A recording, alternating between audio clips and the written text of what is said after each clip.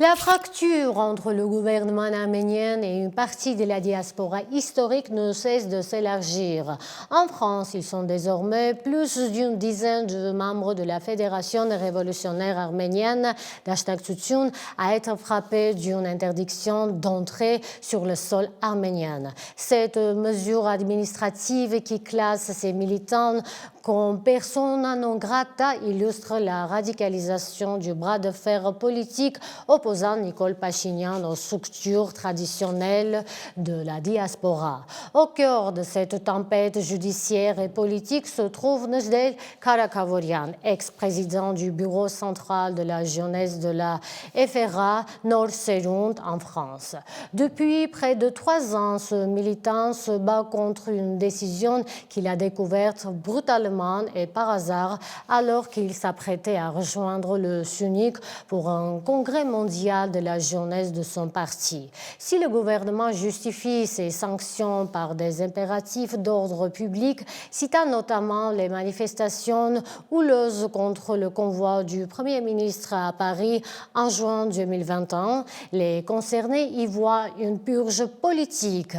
Des figures comme Murat Papazian ou Massis Abrahamian ont également été ciblés et si la justice a fini par donner raison à ces derniers en ordonnant au service de sécurité nationale de retirer leur nom de la base de données, l'application de ces décisions reste à géométrie variable. Selon les militantes, le retour de Murat Papazian n'a été rendu possible que grâce à une intervention diplomatique de haut niveau d'Emmanuel Macron, tandis que pour les autres, le service de sécurité nationale multiplie les appels pour bloquer les dossiers. Notre invité ce soir est Nejdeh Karakavorian. Bonjour Nejdeh, merci d'avoir accepté notre invitation. Avec grand plaisir, Asmik. Nejdeh, votre entrée en Arménie est interdite depuis 2023. De quoi vous accuse-t-on officiellement dans votre dossier? En vérité, dans les rapports qu'on a reçus du NSS, du RADE, on ne comprend pas vraiment de quoi on m'accuse réellement. On parle de sécurité à la nation, on parle de secret défense, etc. On sait tous que c'est du blabla, que c'est une couverture politique. Ils essaient de couvrir l'histoire comme ils peuvent, mais en vérité, on sait tous que c'est parce qu'on s'oppose frontalement et parfois même farouchement à la politique menée par Pachinian. Vous contestez cette décision au tribunal. En quel stade se trouve cette affaire? Alors, c'est vrai que nos collègues en Arménie essaient de faire le nécessaire pour faire valoir mes droits dans les tribunaux arméniens, mais malheureusement, cela n'aboutit à rien. On a l'impression que tout est dépendant d'une seule personne, que les juges, que les magistrats, que les avocats n'ont aucune manœuvrabilité dans l'histoire, et tout dépend de la volonté d'une seule personne, ou plutôt d'une seule équipe, dirigée par une seule personne. On parle bien du Premier ministre actuel. On espère qu'un jour, quelqu'un aura le courage et la force de dire que ce dossier est bidon, mais à ce jour, on n'est pas tombé sur ce genre de juge. À chaque fois, c'est décalé, à chaque fois, le juge n'est pas là, à chaque fois, on a des soucis administratifs, des vices de procédure qui font que l'affaire n'avance pas. Et très honnêtement, j'ai plus d'espoir que les choses changeront en juin 2026 par les élections que par la voie juridique et par les tribunaux. Si la Cour confirme l'interdiction, alors quels seraient vos pas suivants? Pensez-vous à vous adresser à la Cour européenne des droits de l'homme? En vérité, j'y avais pensé au tout début et après, pendant le procès, je n'y pensais pas trop. Maintenant que les choses semblent être bien plus difficiles que prévu, il faudrait bien que je fasse le nécessaire pour me renseigner au mieux, bien qu'il faut que les appels en interne soient toutes faites. Là, on a eu un appel en Arménie, donc on est devant le cours d'appel administrative. Et il y a une dernière instance qui pourrait aussi requalifier l'affaire. Là, pour le coup, il nous reste une dernière instance à solliciter en Arménie, et puis on verra avec notre équipe, avec nos collègues d'Arménie, avec les avocats qui nous guide, qui nous conseille ce qu'on pourra faire dans le futur. Mais bien sûr, rien n'est... tout est faisable, tout est faisable. Moi, je veux rentrer en Arménie. Ça fait maintenant plus de 3 ans, comme vous l'avez mentionné au début. Et c'est mon droit de rentrer en Arménie. Et je vais rentrer en Arménie. Après, comment et quand ça va se faire, reste à voir. Grâce à l'intervention directe du président français Emmanuel Macron, le cas de Mourad Papazian s'est réglé. Alors, pensez-vous que la justice arménienne n'est pas indépendante et qu'il faut nécessairement un levier diplomatique étranger pour faire valoir ses droits en tant qu'Arménien de la diaspora? Il paraît que, avec cette histoire, il s'affirme aussi. On voit clairement que ok, il y a eu une intervention directe de la part du président français, mais la décision d'appeler le NSS, l'OASE, et de leur dire de ne pas faire appel à la décision qui concernait M. Papazian, qui était positif, qui lui permettait de rentrer en Arménie, ça a été fait par Pachinian. Donc, quelque part, on se rend compte que tout dépend de Pachinian, une certaine grâce, une certaine modification, voire totalement le contraire. Tout dépend de Pachinian. Donc aujourd'hui, que ce soit la police, que ce soit les juges, que ce soit les tribunaux, dépendent d'une seule personne. On parlait de ça à l'époque, quand on parlait de ceux qui étaient au pouvoir avant. Mais en fait, là, c'est aucun rapport avec le passé. Tout se fait très ouvertement, très clairement, et derrière, aucune répercussion juridique, aucune répercussion administrative aussi. On a vu combien des députés, des ministres ont fait vraiment des choses inadmissibles et ont été reconduits à leur poste, ont été conservés sur leur poste. Aucune leçon de morale, aucune devoir d'exemplarité au sein de leur équipe. C'est vraiment inadmissible et ça devient vraiment, comment dire, détestable. Détestable, ils réduisent vraiment en néant tout ce que ceux d'avant ont essayé de bâtir, bien qu'ils n'étaient pas parfaits, mais on avait une certaine notoriété, on avait un certain professionnalisme au niveau de l'État, et là, ça devient vraiment ridicule. Nejdeh, vous avez une nationalité française, vous êtes français d'origine arménienne, alors pensez-vous à vous adresser aussi au président français Emmanuel Macron? En vérité, aujourd'hui, le président Macron se pose sur des bases tellement faibles.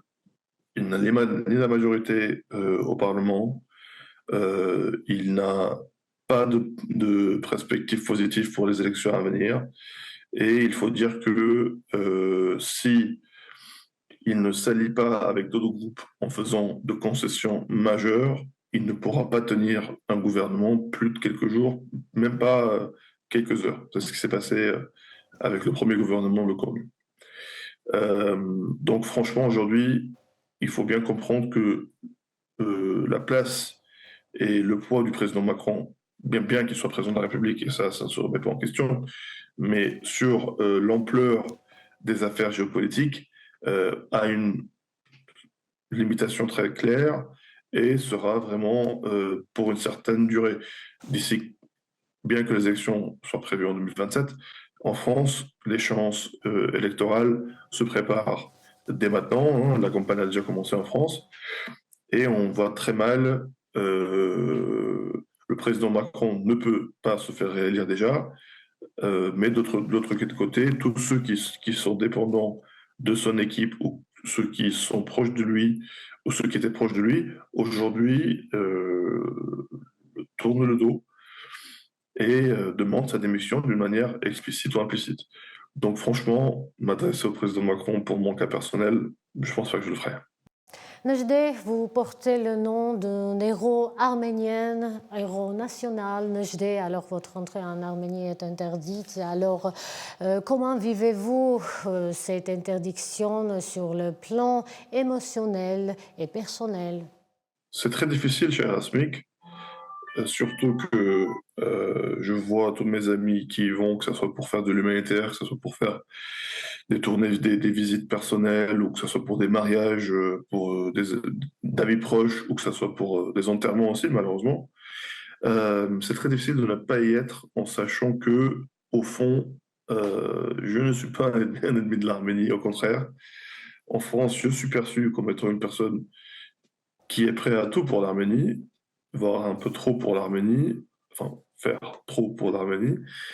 On a été connus pour ça ici, que ce soit les autorités françaises, que ce soit l'ambassade d'Azerbaïdjan, l'ambassade de la Turquie, nous connaissent très bien euh, comme étant des défenseurs de la politique de la cause arménienne et de l'identité arménienne de l'Artsakh, des droits arméniens, etc., etc. Et cetera. Et cependant, les autorités arméniennes, justement, apparemment, pour eux, cette approche-là est inadmissible. Et donc, beaucoup de choses se remettent en question, mais je sais que je suis sur le droit chemin, je sais que mes amis sont sur le droit chemin, je sais que ceux qui se battent pour la justice et pour la cause arménienne sont sur le droit chemin. Dans les années euh, du génocide, hein, que ce soit à Istanbul ou ailleurs, beaucoup de gens pensaient que la paix était faisable avec, euh, avec les Ottomans. Oui, bien sûr, certains vivaient bien à Constantinople, mais ils sont tous retrouvés, torturés, accrochés, décapités au bout de quelques jours. Donc, même si aujourd'hui certains prétendent qu'une certaine amélioration socio-économique euh, se ressent en Arménie, de l'autre côté, on a perdu l'Artsakh, on a perdu le bouclier de l'Arménie. De l'autre côté, la répression politique, judiciaire atteint un pic. On voit l'affaire des 17 innocents, on voit l'affaire des journalistes qui sont emprisonnés le lendemain de podcasts pour avoir parlé ouvertement et clairement de certains sujets et de certaines personnes sans langue de bois. Euh, c'est inadmissible. C'est inadmissible. Je ne comprends pas comment certains pays, certaines ambassades de pays occidentaux en France voient tout ça et ne réagissent pas.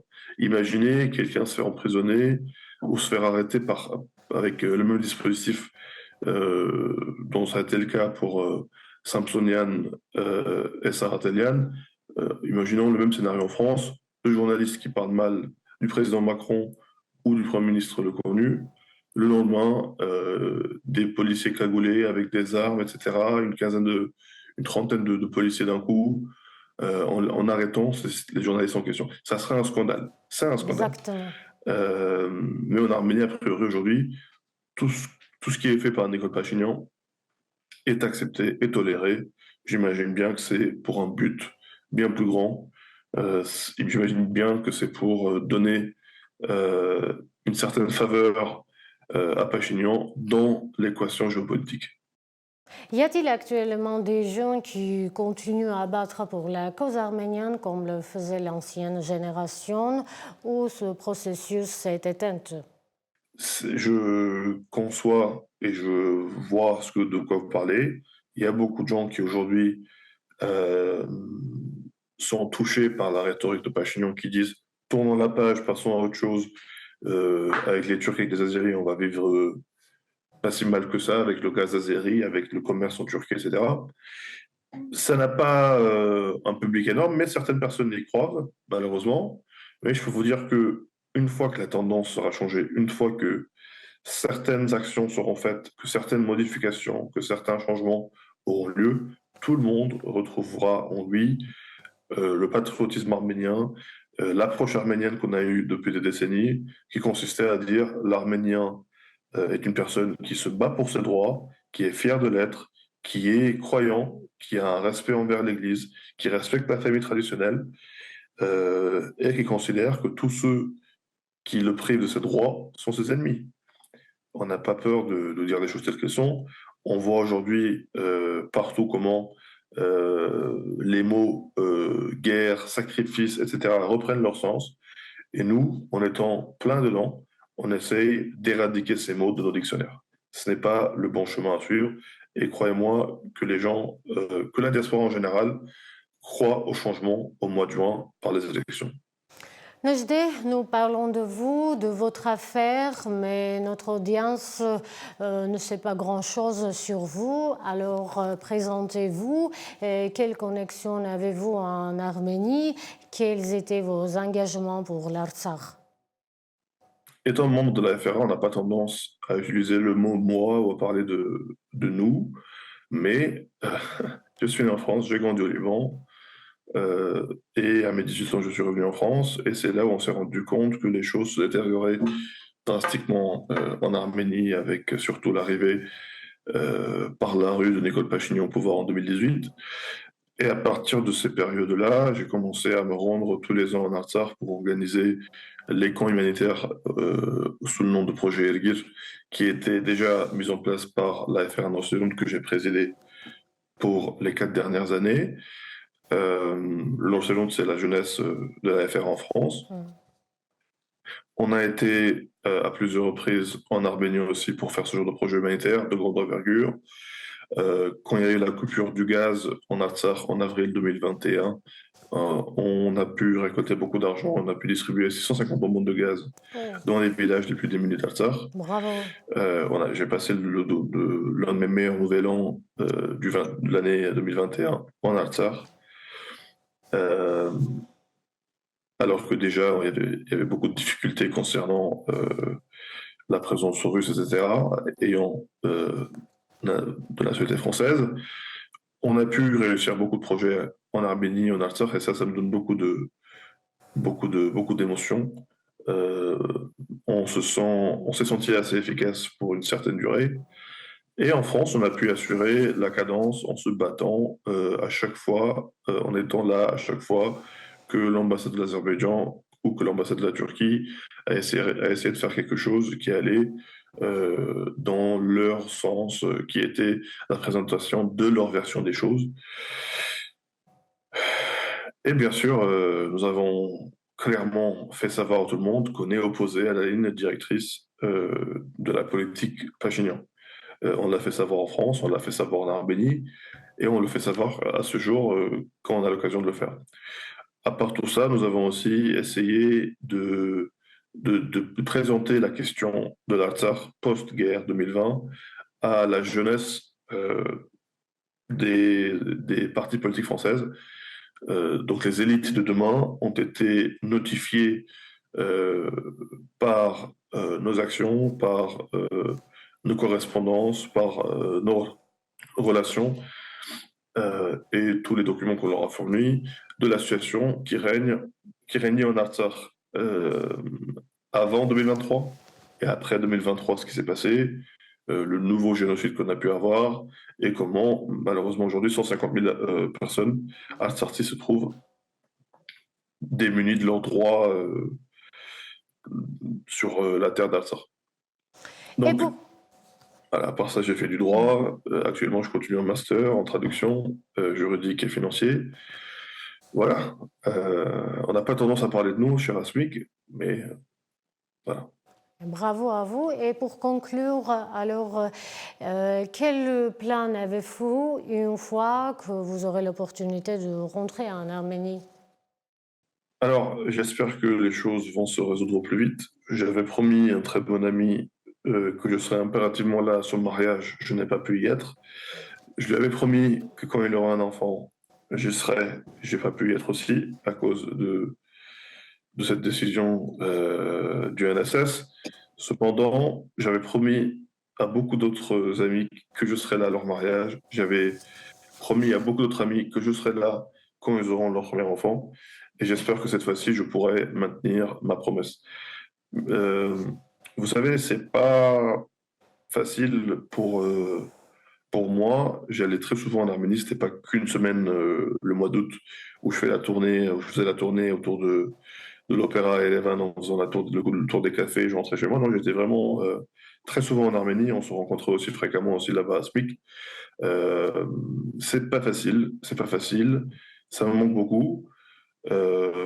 Mais je suis en contact permanent avec mes amis, avec mes collègues, et j'essaie de suivre de plus près tout ce qui se passe en Arménie, que ce soit l'inflation, que ce soit les problèmes, que ce soit le temps, que ce soit les routes, que ce soit tous les péripéties qu'il peut y avoir. J'essaie de me renseigner le plus sur ce qui se passe en Arménie via mes contacts, via mes amis, et bien sûr, le temps viendra et je ferai mon retour. Courage, merci d'avoir accepté notre invitation. Merci Asmik. Notre invité était Nejde Karakavorian, ex-président de l'organisation Nord-Serund en France.